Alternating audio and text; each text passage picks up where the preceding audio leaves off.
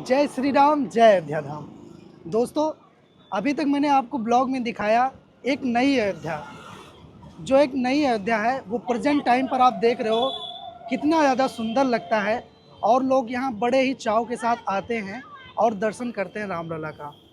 और जहाँ तक मैंने आपको नई अयोध्या को दिखाया उस सीरीज़ में आपने बहुत ही ज़्यादा प्यार भी दिया है। तो इस क्रम में आज मैं आपको लेके चलने वाला हूँ इस नई अयोध्या से एक ऐतिहासिक अयोध्या की तरफ, जहां हर कोई नहीं जा पाता है क्योंकि उनको जानकारी नहीं होता है। तो इस वीडियो का शीर्षक ही यही है कि लोग इस वीडियो को देख करके उस अयोध्या का भी दर्शन करें जो वास्तविक रूप से प्रभु श्री रामचंद्र से जुड़ी हुई है। तो चलिए इस वीडियो में ऐसे ही बने रहिएगा और वीडियो को ज़्यादा से ज़्यादा शेयर करिएगा ताकि जो लोग अयोध्या आ रहे हैं वो प्राचीन अयोध्या या ऐतिहासिक अयोध्या का दर्शन करने ज़रूर आएँ, और जो लोग आ चुके हैं वो दोबारा अयोध्या आएँ ताकि वो ऐतिहासिक अयोध्या का दर्शन कर सकें। तो वीडियो के लास्ट तक बने रहिएगा, वीडियो बहुत ही ज़्यादा इन्फॉर्मेटिव होने वाली है। जैसा कि आप पीछे देख पा रहे हो, आपको बड़ी पुरानी पुरानी इमारतें देखने को मिलेगी। जैसे ही इसके अंदर घुसेंगे हम ना, तो ये पूरा नज़ारा बिल्कुल चेंज हो जाएगा और एक ऐतिहासिक अयोध्या वास्तविक रूप से आपको देखने को मिलेगी। तो चलिए, वीडियो अच्छा लगेगा तो कर देना एक लाइक और चैनल पर नए हो तो कर देना सब्सक्राइब। आइए वीडियो को स्टार्ट करते हैं। अयोध्या बहुत ही प्राचीन नगरी है और अयोध्या की भूमि इस पृथ्वी खंड से नहीं जुड़ी है। अयोध्या में जब प्रभु राघवेंद्र सरकार को श्रीधाम अयोध्या में आना पड़ा, उससे पहले वो अपने धाम से, जहाँ साकेत में रहते थे, साकेत से यहाँ एक धाम बनाया, जिस कारण अयोध्या का नाम साकेत धाम भी है। प्रभु अपने साकेत से यहाँ पहले अपने धाम को भेजे और तब प्रभु आए, परमात्मा आए। इसलिए वर्णन किया जाता है, कश्यप यदिति महातप कीन्हा, अतिन कहूँ मैं पूरब बर दीन्हा। ये कहानी तब की है दोस्तों, यहाँ से जब 500 वर्ष पहले मुगलों का शासन था। मुगलों का शासन कहें तो औरंगजेब या हुमायूं से भी ले सकते हैं। यहाँ एक प्राचीन कुंड था जो कि त्रेता युग से चला आ रहा था, लेकिन इसके आर्किटेक्चर में बदलाव तब आया जब यहाँ पर मुगलों का शासन आया, औरंगजेब का। उसने इस चंद्रहरि कुंड के आर्किटेक्चर को पूरी तरीके से बदल दिया, जिसको आज हम इस टूटे हुए एक इमारत की तरह देख रहे हैं।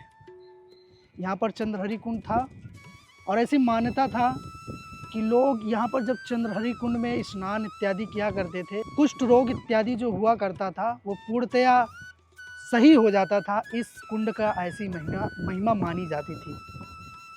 लेकिन जब यहाँ पर औरंगजेब जब शासन करने आया तो यहाँ पर जो है कुंड पर एक लोहे की तवे को रखवा दिया और उसके ऊपर इस मस्जिद का निर्माण कराया, जो आज इस अधूरी स्थिति में आपको देखने को मिलता है। जैसा कि कई इस वीडियो में मैंने एक्सप्लोर करके आपको दिखाया है इस कुंड के बारे में। तो यहाँ से स्टार्ट करते हुए हम चलेंगे और वो अंदर तक चलेंगे जहाँ पर प्रभु श्री रामचंद्र रज रज खेले हैं।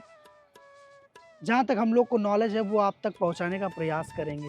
तो वर्तमान समय में इसकी स्थिति आप देख सकते हो किस तरीके से है। और ये जस्ट राम की पैड़ी जैसे ही आप क्रॉस करके ऊपर आओगे, समुद्र तल से लगभग 200 फीट ऊपर आपको ये देखने को मिलेगा चंद्रहरि कुंड। और यहाँ से जो है इसकी ऊंचाई प्रारंभ हो जाती है और इसी तरीके से इसकी ऊंचाई बढ़ती जाती है। तो अभी हम चलने वाले हैं आगे, आगे भी आपको एक्सप्लोर कराने वाले हैं। फिलहाल ये जो स्टोरी थी मैंने चंद्रहरि कुंड की आपको एक्सप्लोर करके बताया। और ऐसा कहा जाता है आज भी जो है उस लोहे के तवे का जो एक अवशेष होता है वो नीचे आपको देखने को मिलेगा। उसी के ऊपर इतना बड़ा जो है इमारत खड़ा हुआ है। तो चलिए आगे की तरफ चलते हैं और आगे भी क्या चीज़ें हैं वो भी आपको एक्सप्लोर करके दिखाते हैं।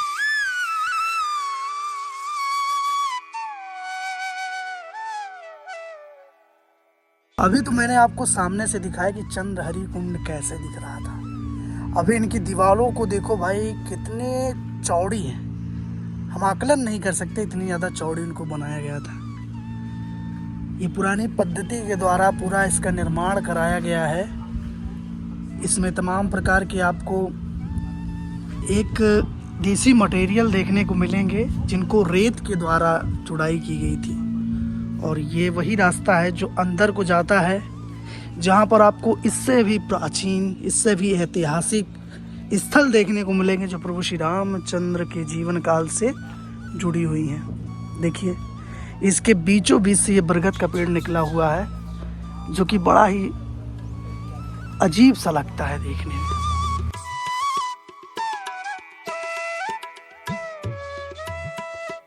अयोध्या, जहाँ पर लोगों को आने के बाद मोक्ष मिलता है।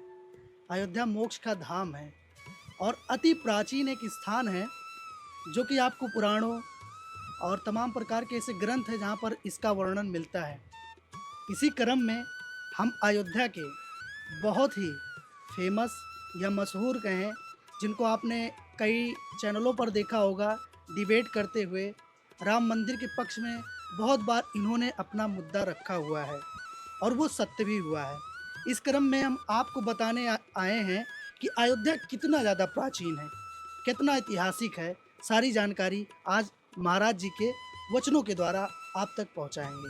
तो महाराज जी सीताराम। सीताराम। सर्वप्रथम महाराज जी अपना परिचय दीजिए, सभी हमारे जो दर्शक देख रहे हैं। मैं जगत गुरु रामानुजाचार्य जीयर स्वामी करपाते के नाम से जाना जाता हूँ। जी तो अयोध्या में काफ़ी समय से मेरा प्रवास हो रहा है। राम जन्मभूमि आंदोलन का मैं कार्य सेवक भी रहा हूँ। तमाम लाठियों को सहा है, तमाम प्रकार के कष्ट को सहा है। उस आंदोलन से भी मैं रहा हूँ 90-92 के उस महत्वपूर्ण आंदोलन में। आज अयोध्या अपनी भव्य नगरी बन गई है। इस कारण अयोध्या को बार बार मैं प्रणाम करता हूँ। महाराज जी, अयोध्या कितनी ज़्यादा प्राचीन है और अयोध्या में आज भी वो स्थान जो है जो उसके प्रामाणिकता को दर्शाते हैं, उसके बारे में लोगों को बताएं कि अयोध्या राम मंदिर आप दर्शन करने आ रहे हो, बहुत अच्छी बात है, लेकिन उस अयोध्या को भी देखो जो लगभग 400-500 वर्ष की निशानियां आज भी जो मौजूद हैं, उनके बारे में। अयोध्या बहुत ही प्राचीन नगरी है और अयोध्या की भूमि इस पृथ्वी खंड से नहीं जुड़ी है। अयोध्या में जब प्रभु राघवेंद्र सरकार को श्रीधाम अयोध्या में आना पड़ा, उससे पहले वो अपने धाम से, जहाँ साकेत में रहते थे, साकेत से यहाँ एक धाम बनाया, जिस कारण अयोध्या का नाम साकेत धाम भी है। प्रभु अपने साकेत से यहाँ पहले अपने धाम को भेजे और तब प्रभु आए, परमात्मा आए। इसलिए वर्णन किया जाता है कि कश्यप आदित्य ने तपस्या किया था कि प्रभु आपका हमारे यहाँ जन्म हो। तो कश्यप अदिति महातप कीन्हा, अतिन कहूँ मैं पूरब बर दीना। ते दशरथ को शिल्यारूपा, अवधपुरी प्रगटे नर भोपा। तिनके गृह में अवतरी हूँ आई, अंसन सहित में चारे उभाई। परमात्मा ने यहाँ पर कहा था, जब पृथ्वी गौ का रूप धारण करके परमात्मा के पास निवेदन करने जा रही थी, यहाँ भगवान शंकर भी थे और किया था कि जय जय सुर नायक जन सुखदायक, प्रणत पाल भगवंता, गोदिज हितकारी। हे नाथ, हे परमात्मा, आप गोदिज के हितकारी हैं, नाथ हैं। यहाँ पर रावण का जो है दुराचार हो रहा है, पापाचार हो रहा है, यहाँ पे निशाचर लोग जो हैं धर्म को हानि पहुँचा रहे हैं, आप अवतरण होंगे। तो परमात्मा अयोध्या में आए। लेकिन अयोध्या की जो मानसिकता आज की अयोध्या की और तब की अयोध्या में एक बहुत बड़ी विशेषता हो गई है। तब अयोध्या का नाम अवध था। अवध मतलब था कि जहाँ किसी भी प्रकार का कोई वध ना हो, जहाँ किसी भी प्रकार का कोई वध ना हो, उसका नाम जो है अवध है। और वध तभी नहीं होगा जब युद्ध नहीं होगा, इस कारण इसका नाम अयुद्ध है, अयोध्या, जहाँ किसी प्रकार का युद्ध न हो। राम रावण को अयोध्या से मार सकते थे, सक्षम थे, परमात्मा थे, लेकिन राम यदि अयोध्या से राम को मारते तो अवध शब्द खत्म हो जाता, अयोध्या खत्म हो जाता, यहीं पर युद्ध हो जाता, यहीं पर रावण का वध हो जाता। इस नाते रावण को मारने के लिए परमात्मा को लंका में जाना पड़ा, अयोध्या में नहीं आया। इसी कारण हम अयोध्या के वासी ये मानते हैं कि अयोध्या यही है क्योंकि अवधपुरी मम पुरी सुहावन, अवोत्तर दिशि बह सरजो पावन। अयोध्या के उत्तर में सरजू माँ विराजमान है और ये वशिष्ठ की पुत्री हैं, ब्रह्मा से मांग कर लाए थे। यही अयोध्या की प्रामाणिकता है। वैसे शिव महापुराण में तमाम कथाएं आती हैं। अयोध्या की मूल उत्पत्ति जो है, एक फैजाबाद में दुखहरण महादेव का एक मंदिर है, वही केंद्र बिंदु है। उसी दुखहरण मंदिर से ही नक्शा लेकर के वहाँ से दूरी नाप करके यहाँ पे विक्रमादित्य के द्वारा ये जो है अयोध्या का निर्माण किया गया। तब से अयोध्या चल रही है। 500 साल तक हमारे परमात्मा राघवेंद्र सरकार टंट में विराजमान थे। 500 साल के बाद अयोध्या के प्रभु राम यहाँ पे आ गए हैं। आज अयोध्या ही है। आज अयोध्या की खुशहाली है। अयोध्या में सब लोग नाच रहे हैं, गा रहे हैं। अयोध्या में प्यार मिल रहा है और सब लोगों को उत्साह है कि बड़ा नीक लागे, हे बड़ा नीक लागे राघव तोर गौआ, बड़ा नीक लागे, हे बड़ा नीक लागे, हो बड़ा नीक लागे, बड़ा नीक लागे, हे बड़ा नीक लागे राघव तोर गौआ, बड़ा नीक लागे। लेकिन राघव का गांव तब नीक लगा है जब दो संत आए हैं। जब दो संत आए हैं तब राघव का गांव अच्छा लगा है। उन्हों से अच्छा लगे, उन्हों से अच्छा लगे योगी मोदी तोर नौआ, उन्हों से अच्छा लगे जोगी मोदी तोर नौआ, बड़ा नीक लगे हे राघव तोर गौआ। इसके बाद भी परमात्मा की रचना में, लेकिन सब कुछ होने के बाद भी अयोध्या वाले किसी के नहीं होते हैं ना। इतना सब कुछ होने वाले कोई भी अयोध्या में भाजपा को विफलता ही मिली। अयोध्या के लिए आप कुछ भी कर दीजिए, लेकिन अयोध्या कभी आपके साथ नहीं रह पाएगा। ये गलत फहमी मत रहिए कि बुरे दिन में अयोध्या मेरे साथ रहेगा, बिल्कुल नहीं रहेगा। अयोध्या के लोगों ने माँ जानकी को नहीं रहने दिया, अयोध्या के लोगों ने राम को नहीं रहने दिया, तो भाजपा क्या औकात है कि अयोध्या के लोग रहने देते हैं। और भुगत रहे हैं और भोगेंगे, बहुत अच्छा भोगेंगे। मैं मुझसे नहीं बना सकता हूँ, लेकिन सारी गरिमाएं इनकी मिट सकती हैं अगर इनके विचार सही नहीं होंगे। देखिए, एक संत को क्या चाहिए? एक संत को उनके परमात्मा चाहिए।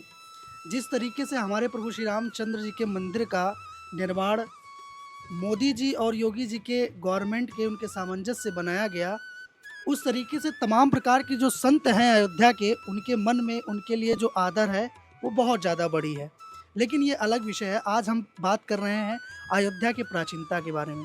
महाराज जी, अयोध्या में आज भी कई ऐसे स्थान हैं, जैसे कि हमारा ले लीजिए नागेश्वर नाथ मंदिर, चक्रहरी मंदिर है जो कि गुप्तार घाट में है। उसके बाद राजा दशरथ समाधि है। ये कुछ स्थान है जो बहुत ही प्राचीन है अयोध्या में। लोग इनके बारे में जानते नहीं हैं। लोगों को क्या कहना चाहिए, यहाँ जाना चाहिए कैसे? अयोध्या में सबसे पुराना तो माँ सरजू जी की धारा है जो अयोध्या की प्राण देते हैं। और उसी सरजू जी की धारा में एक मंदिर है, नागेश्वर नाथ मंदिर। और नागेश्वर नाथ मंदिर चंद्रहरी सरजू जी जो हैं, इस स्थान का नाम क्या है? स्वर्ग द्वार। इसको स्वर्ग द्वार क्यों कहा जाता है आप लोग को शायद पता नहीं होगा। नहीं, हमें नहीं पता। यहीं पे जो है महाराज जो है हरिश्चंद्र के कुल खानदान के रहने वाले एक संत थे। और जो विश्वामित्र से उन्होंने कहा कि मुझे सदेह जो है स्वर्ग में भेजा जाए। महाराज जी, हरिश्चंद्र जी का बात आ गया, बात पहुँच चुकी है सतयुग में।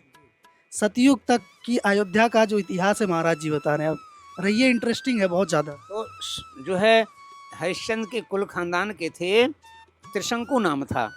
तो त्रिशंकु ने कहा विश्वामित्र से कि बहुत बड़े महात्मा हो, बहुत बड़े संत हो, क्या हमको आप सदैव स्वर्ग में भेज सकते हो? तो वशिष्ठ जी ने कहा कि बिल्कुल नहीं भेज पाएंगे, आज तक नियम ही नहीं है कि किसी को सदैव भेजा जाए। तो विश्वामित्र ने कहा ठीक है, अगर वशिष्ठ की और हमारी आन बान है तो हम त्रिशंकु को स्वर्ग भेजेंगे। तो यहीं पे नागेश्वर नाथ मंदिर के आप जाएंगे तो कोने में एक घड़ा, बहुत बड़ा घंटा टंगा हुआ है। उसी घंटे के पास ही श्री विश्वामित्र जी महाराज जी ने त्रिशंकु को स्वर्ग में भेजा था। इसी नाते इस स्थान का नाम स्वर्ग द्वार पड़ा है, क्योंकि सीधे त्रिशंकु, वहीं इतिहास की जानकारी नहीं है। यही नागेश्वर नाथ मंदिर के अंदर आप जाएंगे कोने में एक बहुत बड़ा घंटा टंगा गया है। उसी घंटे के नीचे से ही ऐसा संतों का प्रमाण है। ऐसा संत अपने वक्तव्य में बोलते हैं, मैंने कथा में सुना है कि त्रिशंकु जी को वहीं पे जो है विश्वामित्र ने स्वर्ग में भेजा था। यद्यपि स्वर्ग नहीं पहुंच पाए, वो लटक गए, उनकी लार से जो है नदी बन गई, वो ठीक है। लेकिन अयोध्या का जो स्वर्ग द्वार है, ये आपको स्वर्ग प्रदान कर सकता है। ये अयोध्या की प्राचीनता है। महाराज जी, एक ऐसी भी कथा है कि स्वर्ग द्वार में ऐसी हवा बहती है जिससे मानसिक रूप से परेशान व्यक्ति को पूर्ण रूप से स्वस्थ कर सकती है। देखिए, स्वर्ग द्वार में तमाम गलियां हैं और उसमें से एक गली मुक्ति गली मानी जाती है। और अगर कोई व्यक्ति पागल हो गया है, तो टहलते टहलते एक ऐसी हवा बहती है स्वर्गद्वार गलियों में, तो हवा अगर किसी पागल व्यक्ति के ऊपर पहुंच जाए तो वह जो उसकी मानसिकता ठीक हो जाती है। ऐसी कथा है।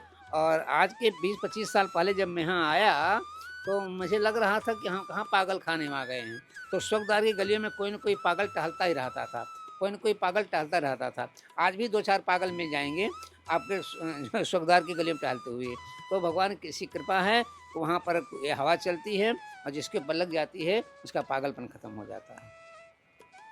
तो दर्शकों, इस तरीके से हमने आपको बताया कि हमारी अयोध्या कितनी ज़्यादा प्राचीन है। बात त्रेता युग से नहीं शुरू होती है, बात शुरू होती है सतयुग से, जब हरिश्चंद्र जी थे। इस तरीके से महाराज जी ने कई चीज़ों को एक्सप्लेन करके आपको बताया। अयोध्या यदि आप आना चाहते हो तो समय निकाल कर आइए। और अयोध्या एक ऐसा स्थान है जहां आपको मोक्ष मिल जाएगा। सीधा आप स्वर्ग का रास्ता भी यहाँ से आपको देखने को मिल जाएगा।